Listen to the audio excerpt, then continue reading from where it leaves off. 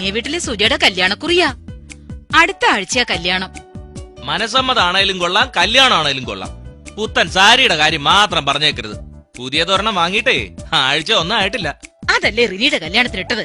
ഇനി ആ സാരി പുറത്തോട്ടൊന്ന് കാണിക്കാൻ കൊള്ളാവോ? അതിനൊരു മറുവശം കൂടെ ഉണ്ട് പപ്പ. നിന്റെ അഭിപ്രായം ഒന്നും ഇവിടെ ആരും ചോദിച്ചില്ല. മറുവശം കൂടി ഉണ്ടെന്ന് പറഞ്ഞതേ ആ സാരി മറിച്ചെടുക്കാവുന്ന തരം സാരിയാന്നാ ഉദ്ദേശിച്ചത്. കല്യാണത്തിന് പോകുമ്പോ സമ്മാനം കൊടുക്കണം. കുന്തം സമ്മാനം പോലും എവിടുന്ന് എടുത്തിട്ട് കൊടുക്കാൻ? ഞങ്ങളുണ്ടായപ്പോ അവര് സമ്മാനം തന്നിട്ടുള്ളതാ. അത് നീ അറിഞ്ഞിട്ടേ ഇല്ലാന്നങ്ങ് പറഞ്ഞേക്കണം. കഞ്ഞി വെച്ചില്ലേലും വേണ്ടൂല, സമ്മാനം കൊടുക്കണം. അല്ലേ നാണക്കേടാ. ഇന്നാ നീ പറഞ്ഞ കുന്തം തന്നെ മേടിച്ചിട്ടുണ്ട്. ഒരു ടേപ്പ് റെക്കോർഡർ. ഇനി സമ്മാനം കൊടുക്കാത്തത് കൊണ്ട് ചാകണ്ട. ഹായ്, നല്ല ടേപ്പ് റെക്കോർഡർ. ഈ ബട്ടൺ ഞെക്കുമ്പോ ഓണാകും. ദേ കാസറ്റ് കറങ്ങുന്നു. മുടിയാൻ നേരത്താ അവിടെ ഒടുക്കത്തെ ഒരു കല്യാണം. മാമ്പഴം വീഴുന്നു, നമുക്ക് പോയി എടുക്കാം. ആ പെണ്ണിന് 3 വയസ്സുള്ളപ്പോ മുങ്ങിച്ചാവാൻ പോയതാ. ഞാനാ അന്ന് രക്ഷിച്ചത്. ഒന്നങ്ങ് കണ്ടില്ലാന്ന് വെച്ചാ മതിയായിരുന്നു.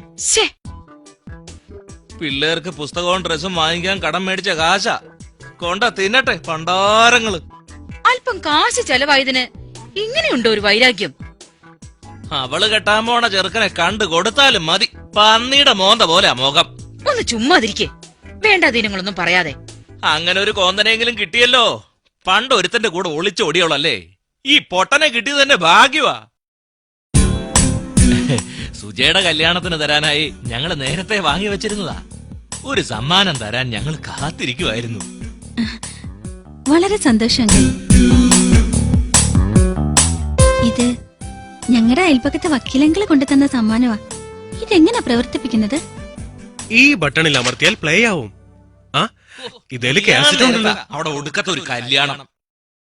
ആ പെണ്ണിന് 3 വയസ്സുള്ളപ്പോ മുങ്ങിച്ചാവാൻ പോയതാ. ഞാനാ അന്ന് രക്ഷിച്ചത്. ഒന്നങ്ങ് കണ്ടില്ലാന്ന് വെച്ചാ മതിയായിരുന്നു. അവള് കെട്ടാൻ പോണ ചെറുക്കനെ കണ്ടു കൊടുത്താലും മതി. പന്നിയുടെ മോന്ത പോലെ മുഖം. അങ്ങനെ ഒരു കോന്തനെങ്കിലും കിട്ടിയല്ലോ. പണ്ട് ഒരുത്തന്റെ കൂടെ ഒളിച്ചോടിയോളല്ലേ. ഈ പൊട്ടനെ കിട്ടിയത് തന്നെ ഭാഗ്യവാ.